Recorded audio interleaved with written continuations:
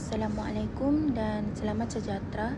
Nama saya Dayang Syafina binti Awang Sabli, nombor metrik 4233002301.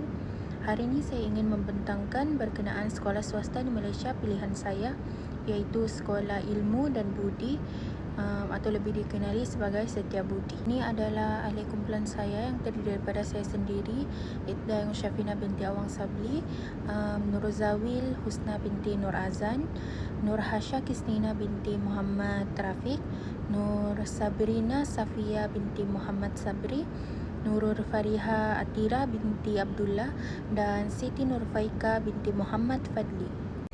Yang pertama ialah latar belakang penubuhan. Sekolah Taman Ilmu dan Budi atau lebih dikenali sebagai Sekolah Setiabudi yang ditubuhkan pada Januari 2000 dan mula beroperasi di Batu 8 Jalan Sungai Pusu, Gombak. Selain itu, Sekolah Setiabudi merupakan sekolah persendirian dan dimiliki sepenuhnya oleh Universiti Islam Antarabangsa Malaysia (UIAM), serta kurikulumnya dipantau Lembaga Pengajian Board of Studies. Seterusnya, Sekolah Setiabudi ini mengetengahkan konsep pusat satu hentian dengan memberikan penekanan kepada penyepaduan kurikulum akademik dengan pengajaran Islam. Sekolah Taman Budi ini bermula hanya satu kelas yang terdiri daripada 12 orang murid dan 3 orang guru. Sebelum Sekolah Taman Ilmu dan Budi, sekolah ini didaftarkan di bawah Sekolah Al-Jami'ah. Sekolah Setiabudi ini telah didaftarkan pada 2003 dengan nombor pendaftaran BIB 7062 di bawah Kementerian Pelajaran dan Jabatan Pelajaran Selangor JPS. Seterusnya pada Jun 2005, bila Sekolah Setiabudi ini dipindahkan ke tapak baru di Batu 8 Jalan Sungai Pusu, Gombak. Sekolah ini ditubuhkan bertujuan untuk mengimbangi tuntutan akademik tanpa mengetepikan pembentukan modal insan dengan akhlak mulia. Seterusnya ialah struktur pentadbiran sekolah rendah dan sekolah menengah Setiabudi. Sekolah menengah Setiabudi menyediakan pendekatan dinamik dan konsep bersepadu adab selaras dengan falsafah pendidikan kebangsaan. Pendekatan dinamik dan konsep bersepadu adab ini melibatkan kesepaduan kemahiran dan nilai murni dalam kalangan murid-murid sekolah Setiabudi. Manakala sekolah rendah Setiabudi berasaskan pendidikan holistik yang seimbang dan berkualiti kepada murid-murid dengan pendekatan abad ke-21, PAK 21. Seterusnya, visi bagi sekolah rendah dan sekolah menengah Setiabudi ialah menjadi sekolah swasta yang terbaik di Malaysia menjelang tahun 2025. Selain itu, sekolah ini mempunyai fasiliti yang disediakan, iaitu antaranya menyediakan penginapan asrama. Penginapan asrama yang dipenuhi dengan keselesaan dan keselamatan yang terbaik kepada pelajar asrama. Pelajar asrama menikmati penjagaan yang berdedikasi daripada kaki tangan. Fasiliti yang kedua ialah menyediakan kemudahan sukan. Kemudahan sukan yang mencukupi sama ada di dalam atau di luar dapat memberikan pelajar membuat pilihan untuk menjalankan pelbagai aktiviti sukan sama ada di dalam atau di luar bilik darjah. Dan fasiliti yang ketiga ialah menyediakan kolam renang tertutup. Kemudahan ini menjadikan pelajar asrama dapat mengisi masa lapang mereka dengan melakukan aktiviti renang. Dan fasiliti yang terakhir ialah fasiliti yang keempat, ialah menyediakan dewan serbaguna yang besar. Kemudahan ini dapat memudahkan pelajar untuk menjalankan pelbagai aktiviti dan memudahkan pihak sekolah juga untuk melakukan pelbagai majlis yang berkaitan dengan sekolah tersebut. Kita teruskan lagi dengan subjek pengajian yang ditawarkan di Sekolah Ilmu dan Budi atau lebih dikenali sebagai Setiabudi.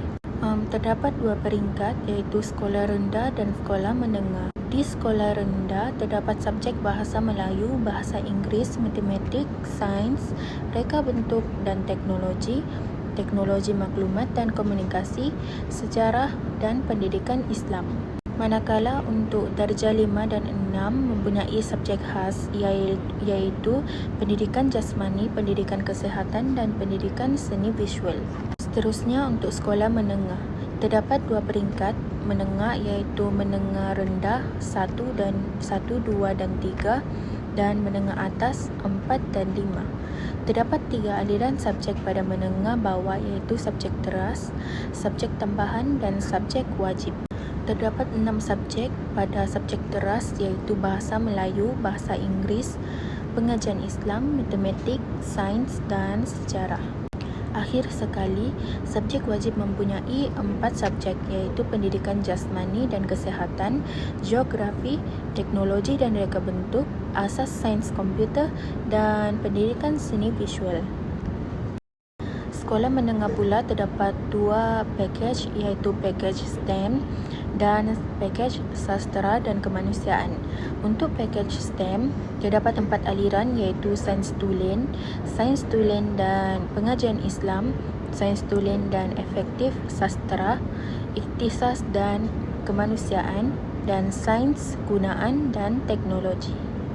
Manakala pakej Sastera dan Kemanusiaan terdapat 3 aliran iaitu Sastera dan Kemanusiaan atau Perekonomian, Sastera dan Kemanusiaan iaitu Perniagaan serta Kelas Dinamat.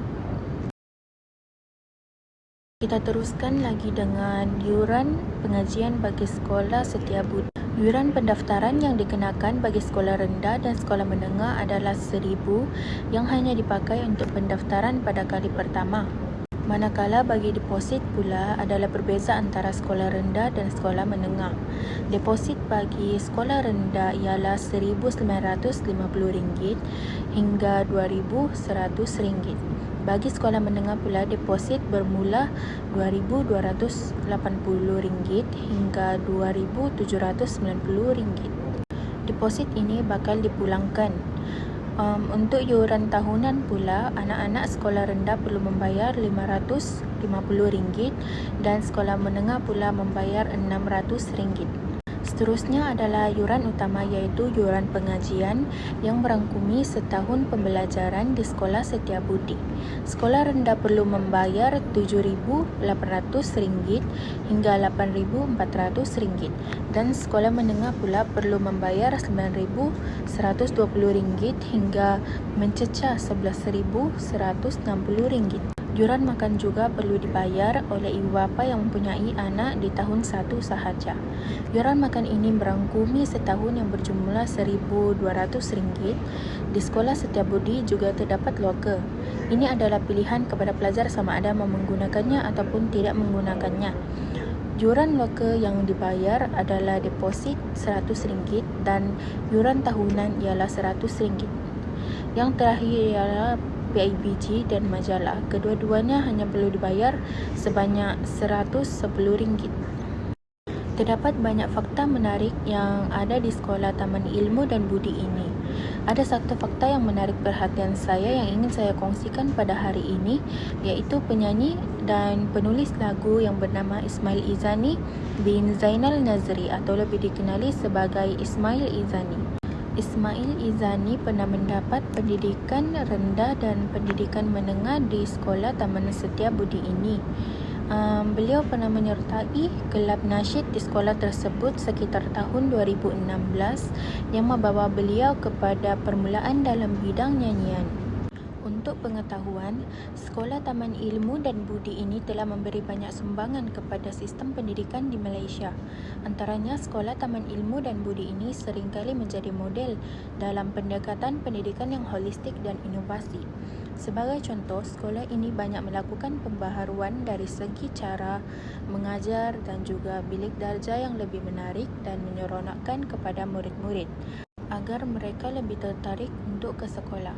Seterusnya, sekolah ini juga banyak membuka jalan bagi perubahan kurikulum. Contohnya, sekolah ini menyediakan pendidikan yang seimbang kepada kanak-kanak dari sekolah rendah hingga menengah dengan berlandaskan ajaran Islam.